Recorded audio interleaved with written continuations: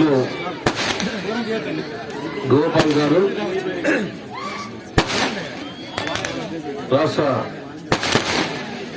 BC సంక్షేమ శాఖ మంత్రులు శ్రీమతి సవితమ్మ గారు, వేదికను అలంకరించిన పార్టీ నాయకులు, అదేవిధంగా అధికారులు, మహిళా సోదరిమణులు, నియోజకవర్గ నలుమూల నుండి చేసినటువంటి ప్రతి ఒక్కరికి కూడా పేరు పేద నాయక నమస్కారాలు. ఈరోజు సగర కులస్తులు ఏం కలగన్నారో ఆ కళల్ని నిజం చేస్తూ ఈరోజు 80 లక్షల రూపాయలతో కళ్యాణ మండపానికి శంకుస్థాపన చేయడం జరిగింది. ఇది తెలుగుదేశం పార్టీ అంటే ఇది బీసీల పార్టీ. బీసీల కోసం ఆ రోజు నందమూరి తారక రామారావు వచ్చిన తర్వాతనే అన్ని వర్గాల ప్రజలు బీసీలు కూడా పాలనలో భాగస్వామ్యం కూడా చేయడం జరిగింది. మీకు అందరికీ తెలుసు, ఆ రోజు రామచంద్రారెడ్డి గారికి మంత్రి పదవి, ఎమ్మెల్యే ఇచ్చారు. అట్లనే తీసుకుంటే బగడి గోపాల్ ప్రతిప కులస్తుడికి ఇచ్చారు. అట్లనే చాలా మంది అదే ముఖ్యంగా చదువుకున్నటువంటి చాలా మంది కూడా ఫస్ట్ టైం 83 టికెట్ ఇవ్వడం కూడా జరిగింది. చాలా వరకు కూడా ఆ విధంగా పాలనలో కూడా భాగస్వామ్యం కూడా చేసింది ఆ రోజు నందమూరి తారక రామారావు గారు. అయితే ఈ రోజు కూడా చంద్రబాబు నాయుడు గారు అధికారంలోకి వచ్చిన తర్వాత ఈ జిల్లాకు చెందినటువంటి మేము కూడా ఆ రోజు నందమూరి తారక రామారావు గారు ఆశీస్సులతో, అదేవిధంగా చంద్రబాబు నాయుడు గారు పరిటాల రవి ఆశీస్సులతో జిల్లా పరిషత్ చైర్మన్ అయినారు. తర్వాత మీ అందరికీ తెలుసు 99 ఎలక్షన్స్ లో ఆ రోజు బీసీలకు చెందినటువంటి పార్లమెంట్ టికెట్లు కూడా మాకు ఇచ్చారు. First time in the history. అంటే ఆ రోజుల్లో పార్లమెంట్ టికెట్ ఎక్కడ ఈ ప్రాంతంలో ఇవ్వలేదు. ఈ అనంతపురం జిల్లాలో ఆ రోజు ఇక్కడైతే రెడ్డి, అక్కడైతే కమ్మ ఇచ్చాం. కానీ చంద్రబాబు నాయుడు గారు ఒకటే చెప్పారు, యూత్స్ బీసీలు ఉన్నటువంటి జిల్లా ఈ బీసీలకే ఇస్తారని చెప్పి ఆ విధంగా బీసీలకు ఇవ్వడం జరిగింది. నేను కూడా బీసీనే. ఆ బీసీ ఈ రోజు బీసీ అయినాను. ఈ రోజు బీసీలు కాపాడుకోవాల్సినటువంటి అవసరం ఉంది. బీసీలు కూడా లిఫ్ట్ ఇచ్చి వాళ్ళని కూడా ఎదిగే కులాలుగా మార్చాల్సినటువంటి బాధ్యత మా మీద ఉందని సందర్భంగా తెలియజేస్తా ఉన్నాం. అదేవిధంగా ఇంత లెటర్ రాసిస్తే ఇది మాట్లాడేది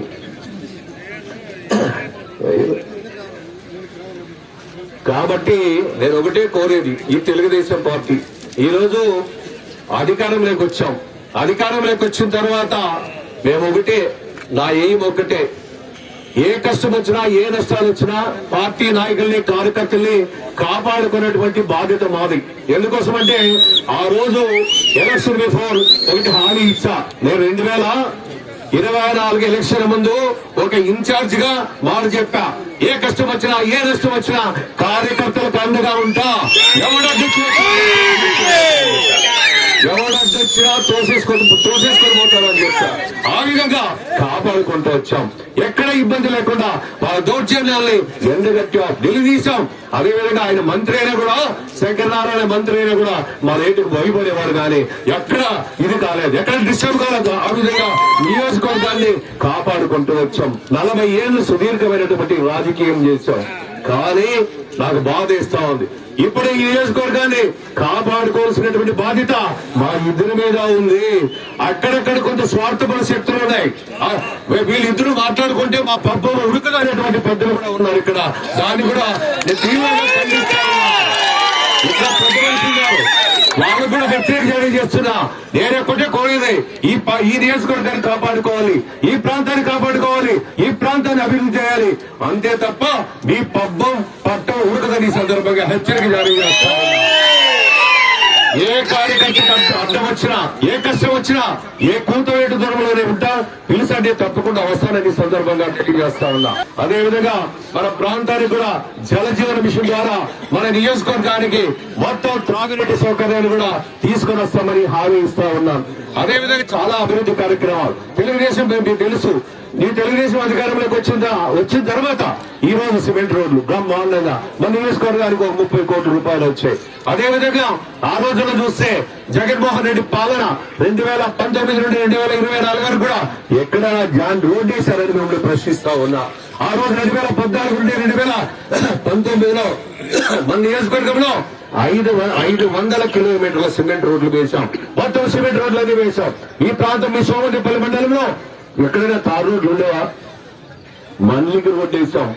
నాగినాయ చెరువు రోడ్డు వేసాం, నడింపల్లికి వేసాం, రంగేపల్లికి వేసాం, ఎక్కడైనా సుద్దుకుంటపల్లికి వేసాం. యాదగిరి చెప్పండి, అభివృద్ధి అంటే చేసి చూపించామా లేదా? చేసామా లేదా? మరి చేసామంటే చేతులు పెగ్గెత్తండి, చేయలేదా? చేసామనేది అభివృద్ధి అంటే చేసి చూపించాం. మిగిలిపోయినటువంటి సమస్యలు కూడా ఉన్నాయి. ఆ సమస్యలు కూడా తప్పనిసరిగా 1 by 1 తీసుకుని వద్దాం, అభివృద్ధి చేద్దాం, ఆ విధంగా ముందుకెళ్దాం. మాకు కూడా బుద్ధి జ్ఞానం ఉండాలి, మా ఇద్దరు కూడా. కాదంటే అదే చెప్తున్నా, మేము కార్యకర్తలు బాధలు పడతా ఉంటే కొంత మేము చూస్తూ ఉంటే మేము నిజంగానే స్వార్థపరులు మనం అనుకునే పరిస్థితి. కాబట్టి నిస్వార్థంగా నేను ఒకటే చెప్తా ఉన్నా, ఐకమత్య మహాబలం, కలిసి ఉంటే కలదు సుఖం. కొంత స్వార్థ పరిస్థితుల వల్ల మనం ఏమైనా పొరపాట్లు చేస్తే రేపు భవిష్యత్తులో క్షమించని ప్రజానికి మన సందర్భంగా హెచ్చరిక జారీ చేస్తా ఉన్నా. కాబట్టి ఒక్కటే, దయచేసి అందరూ కూడా ఇప్పటికైనా మరచిపోండి. గతంలో నేను 40 సంవత్సరాలు సుదీర్ఘమైనటువంటి రాజకీయ ప్రస్థానంలో ఎక్కడ వర్గాలు లేవు, విభాగాలు లేవు. అదేవిధంగా ఎవరు వచ్చినా పని చేశారు. నాకు బాధిస్తుంది, పరిటాల రవీంద్ర గారు నేను కలిసి పనిచేస్తాం, ఎక్కడ విభాగాలు లేవు. అదేవిధంగా రామచంద్రారెడ్డి నేను ఎంపీ, ఆయన జడ్పీ చైర్మన్ గా నేను పనిచేసాం, నాకు ఎక్కడా లేవు. సునీతమ్మ నాకు లేవు, ఇప్పుడే వచ్చాయి. అది ఎందుకు వచ్చిందో, ఆ రోగం మాయా రోగం ఎందుకు వచ్చిందో తెలియదు. ఆ రోగాన్ని పక్కన పెడతామని ఆశిస్తారు కొంతమంది వ్యక్తులు. కాబట్టి దయచేసి అన్నేదో భావించాలని వాస్తవాలు మాట్లాడతాను. నేను ఎవరికి భయపడే ప్రసక్తి లేదు. నా భయం అనేది నా కాలేజీ అనేది లేదు. అదేవిధంగా కేంద్రీయ విద్యాలయం కూడా మంజూరైంది మనకి. ఎక్కడ? బాలసముద్రం దగ్గర. చాలా సంతోషం. అది గతంలో మనకి ఒకటి యూనివర్సిటీలో మాత్రమే ఉండేది. దాని ద్వారా మన పిల్లలు కూడా సెంట్రల్ సిలబస్ చదివేదానికి మంచి అవకాశం ఉందని ఈ సందర్భంగా తెలియజేస్తా. ఈ రోజు నిజంగానే హస్తకచ్చాలు కొన్ని ఇబ్బందులు ఎదురవుతాయి. ఇప్పుడు ఒక యాగం చేస్తే ఆ యాగాన్ని నిర్వీర్యం చేసే కొన్ని శక్తులు వస్తాయి. అయినా కూడా ఆ శక్తులన్నీ కూడా తరిమేసి ఈ రోజు మనం నిర్భయంగా ఈ రోజు భూమి పూజ చేసుకున్నాం. నిజంగా ఈ రోజు సదరు కులస్తుడు మన గోపాలు నిజంగానే మనీ ఆధిపత్యం సందర్భంగా తెలియజేస్తాను. మీ కులంలో కాదంటే డబ్బులు ఖర్చు పెట్టాడు. నాకు తెలిసి ఒక 10 లక్షల రూపాయలు చదువు చేసేదాన్ని కానీ అన్ని రకాల ఏడ్చేశాడు. మన ఆగిపోతే ఏడ్చేశాడు. అన్నా ఏమన్నా, అరే ఏదైనా ఆయుష్ను సహనం ఉంటే ఏదైనా సాధించవచ్చు అని చెప్పారు. సహనంగా పోయాం.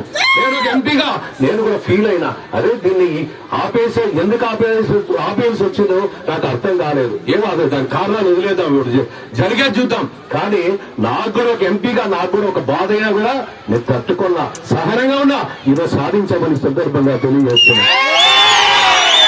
కాబట్టి అందరూ కూడా నేను చెప్పేది ఒకటే, ఎవరు బాధపడినా నాకేం బాధ లేదు, భయం లేదు. కానీ ఇప్పటికన్నా జ్ఞానోదయం తెచ్చుకొని అందరూ కలిసిమెలిసి పనిచేసి ప్రజలకు చేరువై ప్రజలకు బాగోగులు చూద్దామని సందర్భంగా తెలియజేసే అవకాశం ఇచ్చింది అందరికీ ధన్యవాదాలు తెలియజేసే సెలవు తీసుకున్నాను.